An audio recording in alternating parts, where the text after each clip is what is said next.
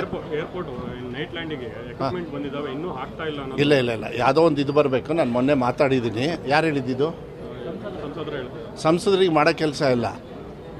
ಸಿಗಂದೂರ್ದು central ಅವ್ರು ಕೊಟ್ಟ ತಕ್ಷಣ ಅವ್ರ ಅಪ್ಪನ ಹಣ ಥರ ಕುತ್ಕೊಂಡು ಅವರೇ ಪೋಸ್ಟ್ ಮ್ಯಾನ್ ಥರ ಎಲ್ಲ ಪ್ರಿಂಟಿಂಗು ಇದನ್ನೆಲ್ಲ ಮಾಡಿದರು. ನಾನು ಆ ಚರ್ಚೆಗೆ ಹೋಗೋದಕ್ಕೆ ಹೇಸಿಗೆ. ನಮ್ಮ ಕರ್ತವ್ಯ ಏನು? ಸಿಗಂದೂರ್ ಮೇಲೆ ಭಕ್ತರು ಮತ್ತು ಆ ಕಡೆ ಓಡಾಡೋರು ಓಡಾಡಬೇಕು, ಅದು ಕೆಲಸ ಮುಗೀತು. ಆದರೆ ಒಂದು ತಿಳ್ಕೊಳ್ಬೇಕು, ಅಗರ್ವ ಕೊಡೋದಿದೆಯಲ್ಲ, ಯಾವ ರೀತಿ ವಾಪಸ್ ಹೊಡೆಯುತ್ತೆ ಅಂಥೇಳಿ.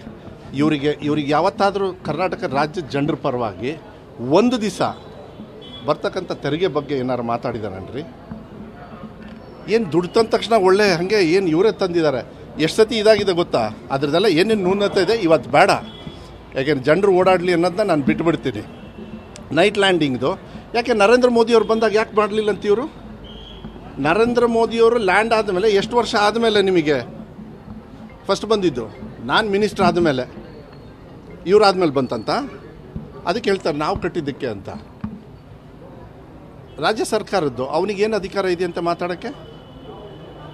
ಬಾಯಿ ಮುಚ್ಕೊಂಡು ಇರೋದು ಕಲಿಬೇಕಾಗತ್ತೆ ಇಂಥ ವಿಚಾರದಲ್ಲಿ. ಹೇಸಿಗೆ ಒಬ್ಬರು ಮುಖ್ಯಮಂತ್ರಿಗಳಿಗೆ ಗೌರವ ಕೊಡ್ತಕ್ಕಂಥದ್ದು ಗೊತ್ತಿಲ್ಲ.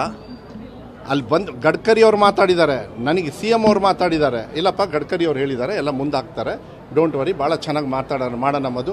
ಆಮೇಲೆ ಎಲ್ಲ ಕಡೆ ದುಡ್ಡು ಕೊಡ್ತಾರಂತೆ, ಆಮೇಲೆ ನೀನು ರೆಡಿ ಮಾಡು, ಸ್ವಲ್ಪ ದುಡ್ಡು ಗಿಡ್ಡೆಲ್ಲ ಕೇಳೋಣ ಅಂತ ನನಗೆ ಹೇಳಿದ್ದಾರೆ. ಸೆಂಟ್ರಲ್ ಗೌರ್ಮೆಂಟ್ದೆಲ್ಲ ಬರಬೇಕಲ್ಲ ದುಡ್ಡು, ಅದು ಕೇಳ್ತಾರೆ, ಅಸಹ್ಯ ಮಾಡ್ತಾರೆ ಅಂತೇಳಿ ಈ ಥರ ನೋಡಿ. ನೀವೆಲ್ಲ, ನಾನು ಮಾಧ್ಯಮದವ್ರಿಗೆ ಹೇಳ್ತೀನಿ, ನೀವೆಲ್ಲ ಟ್ಯಾಕ್ಸ್ ಕಡೋದು, ಜನರಿಗೆ ಕೊಡೋದು, ಬರೀ ಒಂದು ಸಿಗಂದೂರು ದೇವಸ್ಥಾನ ಬ್ರಿಡ್ಜ್ ಆದ ತಕ್ಷಣ ಸಂತೋಷ ಪಡಕ್ಕೆ ಹೋಗ್ಬೇಡ್ರಿ. ಸಿಗಂದೂರು ದೇವಸ್ಥಾನನ ಹೆಂಗೆ ಹಾಳು ಮಾಡಬೇಕು ಅಂಥೇಳಿ ಇನ್ನೊಂದು ತಿಂಗಳೊಳಗೆ ನಿಮಗೆ ಡೀಟೇಲ್ಸ್ ಹೇಳ್ತೀನಿ, ಯಾರ್ಯಾರು ಹಾಳು ಮಾಡೋಕ್ಕೆ ಬಂದಿದ್ರು ಅಂತ. Online payment, Google pay, phone pay ಎಲ್ಲ ಸಮಸ್ಯೆ ಆಗಿದೆ. ಯಾವ್ದ್ರದ್ದು? ಅಲ್ಲ, ಈಗ 23rd ಇದ್ರದ್ದ ನೀವು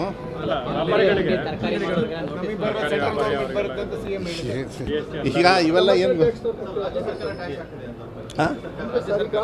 ಗ್ಯಾರಂಟಿಗಳಿಗೆ ಹಣ ಹೊಂದಿಸಿಕೊಳ್ಳಿಕ್ಕೆ ವಾಣಿಜ್ಯ ತೆರಿಗೆ ಇಲಾಖೆ ಈ ಮೂಲಕ ಹಣ ಮಾಡ್ತಿದೆ ಅಂತ ಬಿಜೆಪಿ. ಈ ಸುಳ್ಳು ಹೇಳೋದ್ರಲ್ಲಿ ಬಿಜೆಪಿ ನಿಸಿಮ್ರು ಅನ್ನೋದ್ರ ಇದೊಂದು ಅಲ್ರಿ. ಈ ಫೋನ್ ಪೇಗೆ ಇದಕ್ಕೆ ತಂದ್ಬಿಟ್ಟು ಇಡ್ತಾರೆ ಅಂತ ಹೇಳಿದರೆ ಇವ್ರಿಗೇನು ಮಾನ ಮರ್ಯಾದೆ ಇದೆಯಾ?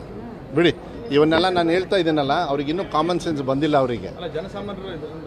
ಹೌದಪ್ಪ, ಯಾರು ಮಾಡಬೇಕಿದ್ದನ್ನ? ಇದೆಲ್ಲ ಒಂದು ನಿಮಿಷ, ಯಾರು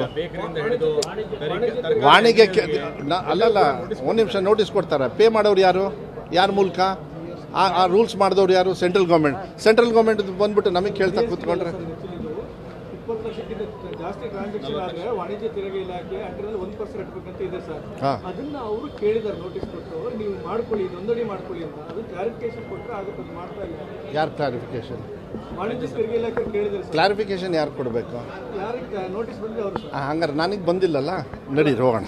ಸರ್ ಮೇಲೆ ಇವರು ಹಾಲಪ್ಪನವರು ಒಂದು ಗಂಭೀರ ಆರೋಪ ಮಾಡಿದ್ದಾರೆ ಸರ್. ಅದೇ 4 ಇಸ್ಪೀಟ್ ಅಡ್ಡಗಳನ್ನು ನಡೆಸ್ತಾರೆ, ಶಿರಸಿಯಿಂದ ಸದಾಶಿವನಗರಕ್ಕೆ ಹಣ ಹೋಗ್ತಿದೆ ಅಂತ ಹೇಳಿ. ಅದಕ್ಕೆ ನನಗೆ 45,000 ಲೀಡಲ್ಲಿ ಗೆಲ್ಸಿದ್ದಾರೆ, ಅವನನ್ನು ಸೋಲ್ಸಿದ್ದಾರೆ. ಅದನ್ನು ಸೋಲ್ಸಿರೋದಕ್ಕೆ ಹೋಗ್ಬಿಟ್ಟು ಒಂದು ಸಾಗರದಲ್ಲಿ ಉತ್ತರ ಕೊಡೋಕ್ಕೆ ಕೇಳಿ, ನನಗಲ್ಲ. ಅವೆಲ್ಲ ಕುತ್ಕೊಂಡು ನಾನು ಹೇಳ್ತೀನಲ್ಲ, ಇಂಥದ್ದೆಲ್ಲ ಮಾತಾಡೋದೈತಲ್ಲ, ಅವನಿಗೆ ಅದು ಬಿಟ್ಟರೆ ಇನ್ನೇನು ಗೊತ್ತೈತಿ? ಅವ್ನು ಸ್ವಲ್ಪ ಹಿಸ್ಟ್ರಿ ತಗೊಳ್ರಿ. ಅವನು